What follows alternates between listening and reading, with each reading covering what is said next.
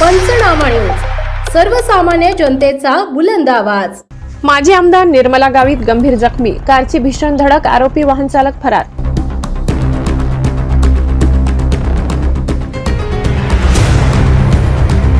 माजी आमदार निर्मला गावित यांच्या घराजवळ नातवासोबत फेरफटका मारताना अपघात झाला। पाठीमागून येणाऱ्या कारने निर्मला गावित यांना उडवले। माजी आमदार निर्मला गावित गंभीर जखमी झाल्यात। इगतपुरी विधानसभा मतदारसंघातून त्यांनी 2014 मध्ये आमदारकी मिळवली होती। ठाकरे गटाला जय महाराष्ट्र करत त्यांनी एकनाथ शिंदेच्या नेतृत्वातील शिवसेनेत प्रवेश केला होता।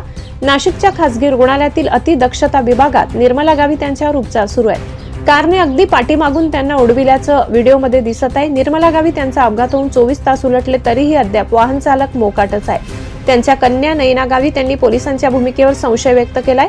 हा अपघात आहे की घातपात याचा पोलिसांनी शोध घेण्याची मागणी करण्यात आली आहे। धडक दिल्यानंतर त्या फेकल्या गेल्या होत्या। सुदैवाने नातवाला दुखापत झाली नाही। निर्मला गावित यांच्या राजकारणाची सुरुवात काँग्रेसमधून झाली आहे। काँग्रेस नेते आणि माजी केंद्रीय मंत्री दिवंगत माणिकराव गावित यांच्या कन्या आहेत। निर्मला गावित 2 वेळा आमदार राहिल्या आहेत। 2019 मध्ये त्यांनी काँग्रेस सोडून शिवसेनेत प्रवेश केला होता। शिवसेनेतील फुटीनंतर एकनाथ शिंदे यांच्या उपस्थितीत त्यांनी शिंदेच्या शिवसेनेत प्रवेश केला।